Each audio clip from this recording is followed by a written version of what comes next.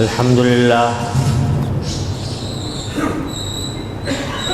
لله نحمده ونستعينه ونستغفره ونؤمن به ونتوكل عليه ونعوذ بالله من شرور أنفسنا ومن سيئات أعمالنا من يهده الله فلا مضل له ومن يضلل فلا هادي له وأشهد أن لا إله إلا الله وحده لا شريك له وأشهد أن سيدنا وسندنا ونبينا ومولانا محمدا عبده ورسوله صلى الله تعالى عليه وعلى آله وأصحابه وبارك وسلم تسليما كثيرا. أما بعد فأعوذ بالله من الشيطان الرجيم. بسم الله الرحمن الرحيم. وإذ يرفع إبراهيم القواعد من البيت وإسماعيل ربنا تقبل منا إنك أنت السميع العليم ربنا واجعلنا مسلمين لك ومن ذريتنا أمة مسلمة لك وأرنا مناسكنا وتب علينا إنك أنت التواب الرحيم. آمنت بالله صدق الله مولانا العظيم وصدق رسوله النبي الكريم ونحن على ذلك من الشاهدين والشاكرين والحمد لله رب العالمين.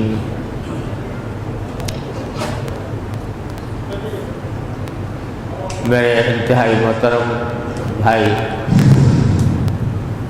حاجی امجد صاحب، جناب کموڈور صاحب، جناب سینیٹر طلحہ محمود صاحب، علماء کرام اور معزز حاضرین، السلام علیکم ورحمۃ اللہ تعالی وبرکاتہ. اللہ جل جلالہ نے اپنے فضل و کرم سے آج ہمیں اس عظیم سعادت سے نوازا ہے کہ اس نہایت خوبصورت، پروقار اور اپنی طرز تعمیر کے لحاظ سے ایک منفرد مسجد میں پہلی نماز پڑھنے کی توفیق عطا ہو رہی ہے. میں اس مسجد کے بنانے والوں، خاص طور پر حاجی امجد محمود صاحب جو اس کی تعمیر کے روح رواں ہیں،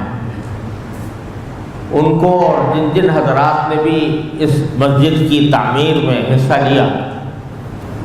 ان سب کو تہہ دل سے مبارکباد پیش کرتا ہوں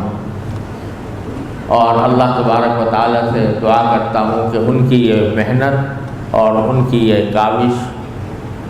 اللہ تبارک و تعالیٰ کی بارگاہ میں شرف قبول حاصل کرے. مسجدیں الحمدللہ جہاں بھی مسلمان رہتے ہیں مسجدیں بناتے ہیں، اور یہ ایک مسلمانوں کی تاریخ کا ایک سنہرا باب ہے کہ جس جگہ پر بھی وہ گئے، جس بستی میں بھی گئے، انہوں نے سب سے پہلا کام یہ کیا کہ مسجد تعمیر کی. اور جیسا کہ مجھ سے پہلے مولانا عبدالحنان صاحب نے فرمایا، یہ سنت ہے نبی کریم سرور دو عالم صلی اللہ علیہ وسلم کی کہ جب مدینہ منورہ تشریف لائے، بلکہ اس سے بھی پہلے جب قبا کے میں قیام فرمایا تو سب سے پہلا کام مسجد کی تعمیر۔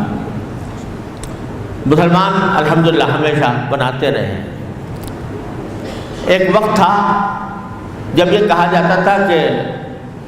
مسجدوں کو بہت سادہ ہونا چاہیے، اس کو زیب و زینت سے آراستہ کرنے کو شروع میں پسند نہیں کیا جاتا تھا۔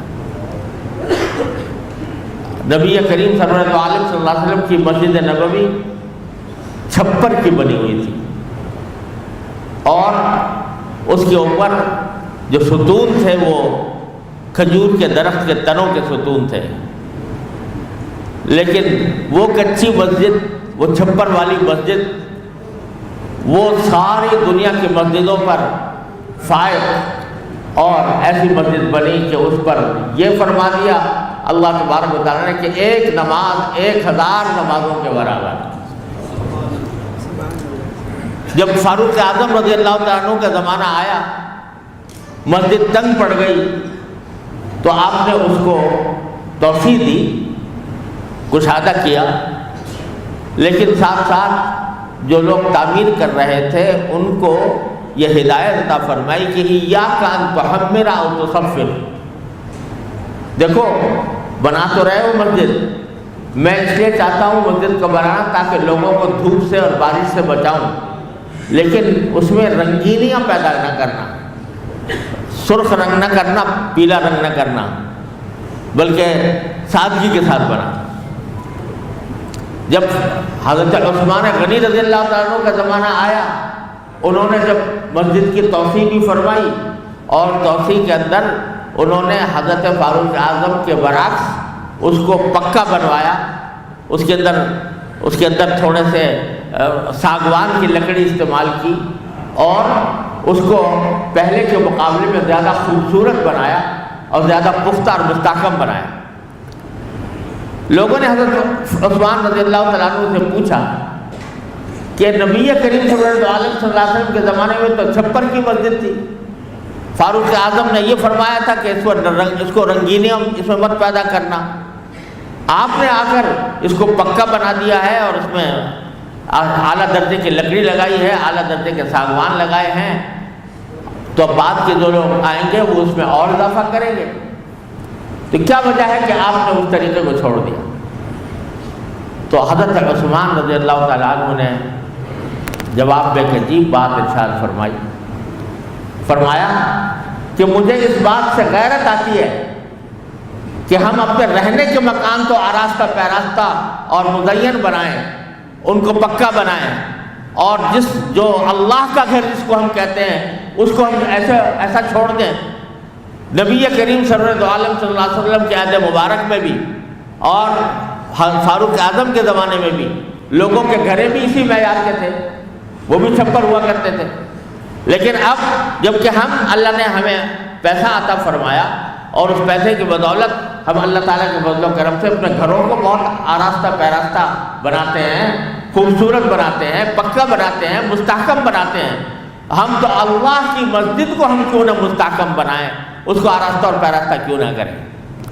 لہذا ٹھیک ہے، غیر ضروری زیب و زینت، غیر ضروری مینا کاری وغیرہ یہ تو اتنی زیادہ اس کی ترغیب نہیں دی گئی، لیکن جہاں تک مسجدوں کو اس معیار پر کم از کم لانے کا تعلق ہے جس معیار پر ہم اپنے رہائشی مکان بناتے ہیں، تو ہم اس سے اچھا بنانا چاہیے، اس سے زیادہ بہتر بنانا چاہیے۔ لہذا اگر یہ شاندار مسجد ماشاءاللہ دیکھ کر بھی اس کو دل خوش ہوتا ہے، یہ اس نیت سے اگر بنائی جائے کہ یہ اللہ کا گھر ہے، یہ ہمارے رہائشی گھر سے 1000 درجہ بہتر ہونا چاہیے، تو اس نیت سے انشاءاللہ تعالیٰ اللہ تبارک و تعالیٰ اس کے اوپر اجر و ثواب بھی عطا فرمائیں گے۔ تو ماشاءاللہ دیکھ کر دل خوش ہوا، اس کے مختلف حصے جس خوش ذوقی سے، خوش اسلوبی سے بنائے گئے ہیں، الحمدللہ اللہ تبارک و تعالیٰ کی خاص توفیق ہے، اور اس بات کی بھی مسرت ہے کہ ماشاءاللہ انہوں نے اس مسجد کو اپنے والد ماجد کے نام پر رکھا ہے، اور اس کا مطلب یہ ہے کہ ایصال ثواب ان کے لیے صدقہ جاریہ بنے انشاءاللہ، ان کے لیے بھی، اور جتنے لوگوں نے اس کی تعمیر میں حصہ لیا وہ انشاءاللہ صدقہ جاریہ ہوگا۔ جب تک یہاں پر نماز پڑھی جاتی رہے گی اس وقت تک انشاءاللہ اس کا ثواب اس کے بانیوں کے نامہ اعمال میں لکھا جائے گا۔ وقت چونکہ مختصر ہے اس لیے میں دو تین نکات عرض کرنا چاہتا ہوں، اور اللہ تعالیٰ مجھے توفیق دے کہ مقرر وقت میں اس کو پورا کر دوں، کیونکہ محض ایک افتتاحی رسمی تقریب کر لینا اور اٹھ کر چلے جانا یہ کوئی بڑا مقصد نہیں ہے۔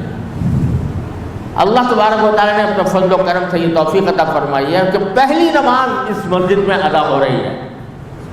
اور پہلی نماز پڑھنے کی سعادت حاصل ہو رہی ہے۔ یہ زمین جس پر آپ آج سجدہ کریں گے یہ قیامت کے دن گواہی دے گی کہ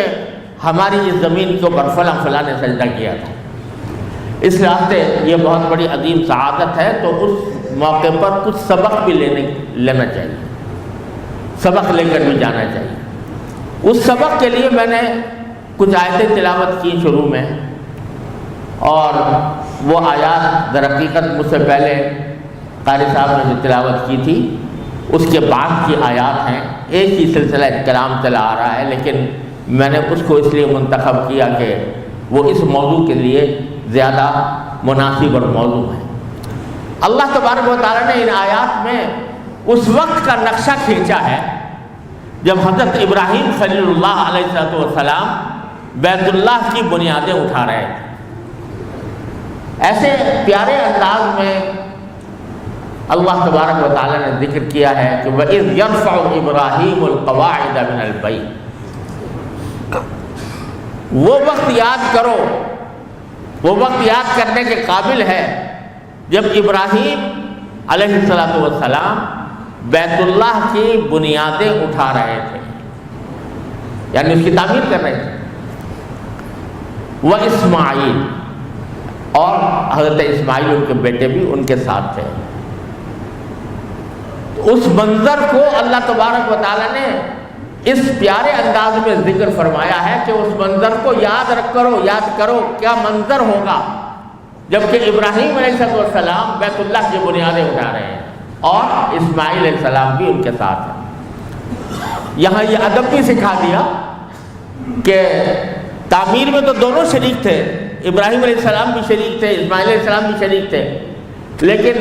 یہ نہیں فرمایا کہ اذ یرفع ابراہیم و اسماعیل القواعد، دونوں کا نام اکٹھا نہیں لیا، بلکہ کہا کہ بنیادیں تو وہ اٹھا رہے تھے ابراہیم، اور اسماعیل ان کے ساتھ شریک تھے، ان کے معاون تھے۔ یہ ادب سکھا دیا کہ جب کوئی بڑا اور چھوٹا مل کر کوئی کام کر رہے ہوں تو یہ نہیں کہ چاہیے کہ وہ کام دونوں کی طرف منسوب کیا جائے، بلکہ بڑے کی طرف منسوب کیا جائے اور کہا جائے کہ وہ بھی ان کے ساتھ تھے۔ رفع ابراہیم قواعد من البیت و اسماعیل، ایک طرف تو اللہ تبارک و تعالیٰ اس منظر کو یاد دلا رہے ہیں، کیا عجیب منظر ہوگا، کیا لذیذ منظر ہوگا جس میں اللہ تبارک و تعالیٰ نے ان کو یہ توفیق عطا فرمائی۔ وہاں ساتھ ہی جو سب سے زیادہ ان کی جو عظمت اور ان کی اللہ تبارک و تعالیٰ کے ساتھ تعلق کا جو سب سے بڑا مظاہرہ تھا اس کا ذکر فرمایا۔ اس منظر میں سب سے زیادہ یاد رکھنے کی بات کیا تھی؟ اس منظر میں جب کہ وہ تعمیر کر رہے تھے سب سے زیادہ یاد رکھنے کی بات کیا تھی؟ فرمایا کہ یاد رکھنے کی بات یہ وہ دعائیں تھیں جو وہ اس بیت اللہ کو تعمیر کرتے ہوئے اور کرنے کے بعد جو دعائیں اللہ تعالیٰ سے مانگ رہے تھے وہ ہے اصل مغز اس سارے واقعے کا۔ تو فرمایا کیا کہ اس وقت کو یاد کرو جب ابراہیم بیت اللہ کی بنیادیں اٹھا رہے تھے اور زبان پر ان کے یہ کلمات تھے کہ ربنا تقبل منا انک انت السمیع العلیم۔ زبان پر ان کے یہ تھا، یعنی اتنا عظیم کارنامہ پوری کرۂ زمین پر سب سے زیادہ مقدس جگہ تعمیر ہو رہی ہے اور سب سے زیادہ مقدس عمارت تعمیر ہو رہی ہے۔ وہ دنیا کے مشرق سے لے کر مغرب تک لوگ آ کر اس کا طواف کرنے والے ہیں، اس کا حج کرنے والے ہیں، اس کو اپنا معبد بنانے والے ہیں، اس کو اپنا قبلہ بنانے والے ہیں۔ ایسی عظیم الشان عمارت کی تعمیر کا کارنامہ انجام دینا ہے ابراہیم علیہ السلام، لیکن اس کارنامے پر کوئی گردن تنی ہوئی نہیں ہے، کوئی سینہ تنا ہوا نہیں ہے، کوئی تکبر، کوئی غرور، کوئی فخر کہ میں نے اتنا بڑا کارنامہ انجام نہیں دیا، یہ نہیں ہے، بلکہ زبان پر الفاظ کیا ہے کہ ربنا تقبل منا انک انت السمیع العلیم، اے ہمارے پروردگار ہم سے اس خدمت کو قبول فرما لیجیے۔ کیا معنی؟ میری طرف سے تو یہ خدمت کوئی حقیقت نہیں رکھتی جب تک کہ آپ کے ہاں اس کو قبولیت نہ مل جائے، لہذا اے پروردگار ہماری اس خدمت کو قبول فرما لیجیے، انک انت السمیع العلیم، آپ سننے والے بھی ہیں، جاننے والے بھی ہیں، ہماری اس خدمت کو قبول فرمائیے۔ پہلا سبق یہ دے دیا کہ جب بھی اللہ تبارک و تعالی اپنی عبادت کے کسی کام کی توفیق عطا فرمائے تو اس پر راض ہونے کے بجائے اس کی اللہ تبارک و تعالیٰ سے اس کی قبولیت کی دعا مانگنی چاہیے، یا اللہ میری خدمت کو قبول فرما لے۔ وہ قبول فرما لے تو چھوٹا سا عمل بھی اللہ تبارک و تعالیٰ کے ہاں وہ جنت کا پیغام ثابت ہوتا ہے، اور اگر اللہ نے بچائے قبول نہ ہو تو بڑے سے بڑا کارنامہ دھرا رہ جاتا ہے۔ لہذا قبولیت کی دعا یہ سب سے پہلا سبق دیا، تقبل منا انک انت السمیع العلیم۔ دوسری بات جو اصل یاد رکھنے کی ہے وہ کیا کہ اس موقع پر دعا یہ فرما رہے ہیں آگے کہ ربنا وجعلنا مسلمین لک ومن ذریتنا امۃ مسلمۃ لک، اے ہمارے پروردگار ہم دونوں کو، یعنی میں کو، مجھے اور میرے بیٹے کو، ہم دونوں کو اپنا تابع دار بنا لیں۔ مسلمین لگا، مسلم کے معنی کیا ہے؟ تابع دار، اللہ کے حکم کا تابع دار، تو ہم دونوں کو آپ اپنا تابع دار بنا لیجیے، اور ومن ذریتنا امۃ مسلمۃ لک، اور ہماری ذریت میں بھی وہ امت پیدا فرما کہ جو آپ کی تابع دار ہو۔ وَأَرِنَا مَنَاسِكَنَا، اور پروردگار ہمیں اپنی عبادتوں کے طریقے سکھا دیجیے۔ وَتُبْ عَلَيْنَا، اور عبادت کے جو طریقے آپ سکھائیں گے اس میں ہم سے نہ جانے کتنی کوتاہیاں ہوں گی، کتنی غلطیاں ہوں گی، لہذا ان کوتاہیوں اور غلطیوں کو معاف فرما دیجیے، توبہ قبول فرمائے، انک انت التواب الرحیم۔ یہ ہے وہ دعا جو ابراہیم علیہ السلام کعبہ مشرفہ کی تعمیر کا عظیم کارنامہ انجام دیتے ہوئے دعا کر رہے ہیں۔ اللہ تبارک و تعالیٰ کو یہ دعا اتنی پسند آئی کہ ہمیں آپ کو کہہ رہے ہیں یاد کرو اس وقت کو جب کہ وہ بنیادیں اٹھا رہے تھے اور کیا کیا دعائیں کر رہے تھے۔ تو سبق جو دیا گیا اس واقعے کو نقل کرنے کا، وہ سبق یہ دیا گیا کہ سب سے پہلے تو جو بھی کام کرو تو اللہ تبارک و تعالیٰ سے اس کی قبولیت مانگو، یا اللہ اپنے فضل و کرم سے قبول فرما۔ اور قبولیت آتی ہے اخلاص کے ساتھ، کہ کوئی آدمی اللہ کی رضا کی خاطر کوئی کام انجام دے تو اللہ تعالیٰ سے قبول ہوتا ہے۔ خدا نہ کرے اگر اللہ بچائے ہمیں نفس و شیطان کے شر سے ہماری حفاظت فرمائے، دکھاوا ناموری مقصود ہو تو پھر وہ قبولیت اللہ تعالیٰ کے یہاں نہیں ہوتی۔ تو پہلا سبق یہ دیا گیا کہ قبولیت مانگو۔ دوسرا سبق یہ کہ مسجد تو بے شک بنا دی، کعبہ بنا دیا، لیکن یہ نہ ہو کہ کعبہ خالی پڑا رہے۔ اللہ کا گھر بنا دیا لیکن یہ نہ ہو کہ کعبہ وہ خالی پڑا رہے، تو فرمایا وجعلنا مسلمین لک، ہم دونوں کو بھی تابع دار بنائیے اور ہماری اولاد کو بھی تابع دار بنائیے، یعنی یہ مسجد آباد ہو۔ اور مسجد کی آبادی وہ محض اینٹوں اور پتھروں سے نہیں ہوتی، اس کی آبادی وہاں پر آ کر نماز پڑھنے والوں سے ہوتی ہے، وہاں پر آ کر عبادت کرنے والوں سے ہوتی ہے، وہاں پر آ کر ذکر کرنے والوں سے ہوتی ہے۔ لہذا دعوت یہ دے رہے ہیں میں بھی تابع دار بن جاؤں، میری اولاد میں جو ذریت پیدا ہو وہ بھی آپ کے تابع دار بنے، تو مسجد بنانے کے ساتھ ساتھ اور مسجد کی تعمیر کے ساتھ ساتھ یہ ضروری ہے کہ اس کی آبادی ہو نماز پڑھنے والوں سے، اللہ کا ذکر کرنے والوں سے۔ کسی اقبال مرحوم نے یہ شعر کہا تھا، اللہ تعالیٰ اس کا مصداق بننے سے ہمیں بچائے کہ مسجد تو بنا دی شب بھر میں ایمان کی حرارت والوں نے، من اپنا پرانا پاپی ہے برسوں میں نمازی بن نہ سکا۔ ایسا نہ ہو، اللہ تعالیٰ ہم سب کی اس سے عبادت فرمائے۔ الحمدللہ چونکہ اخلاص کے ساتھ تعمیر کی گئی ہے، اللہ کی رضا کی خاطر تعمیر کی گئی ہے، انشاءاللہ آباد ہوگی، اور اللہ کی رحمت سے نمازیوں سے بھی آباد ہوگی، عبادت سے بھی آباد ہوگی، اور تعلیم اور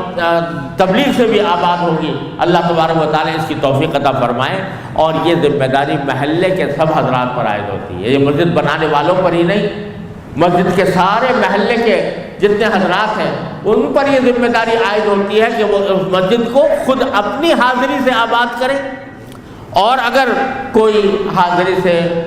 معذور ہے یا کسی وجہ سے نہیں آ پا رہا تو اب محبت کے ساتھ، پیار کے ساتھ ان کو جا کر کہا بھی جائے کہ یہ مسجد اللہ تعالیٰ نے تعمیر کی ہے تو اس کو آباد کرنا ہمارا فریضہ ہے، ہم اس میں جائیں اور مسجد با جماعت نماز ادا کریں۔ نمازیں تو ماشاءاللہ پڑھتے ہیں، لیکن بسا اوقات جماعت کا اہتمام نہیں ہوتا۔ خوب سمجھ لیجئے کہ بغیر عذر کے اگر آدمی اکیلے نماز پڑھے، بغیر عذر کے گھر میں پڑھے اکیلے، وہ نماز کی ادائے قاصر کہلاتی ہے، یعنی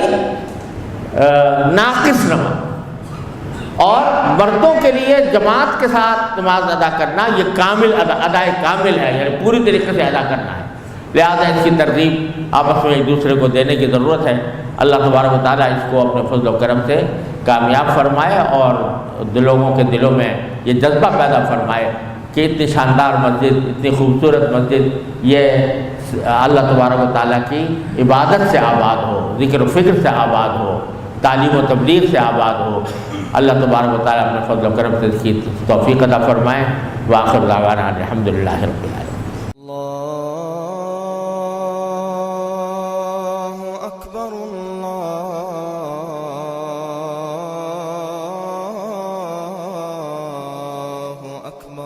خطبہ جمعہ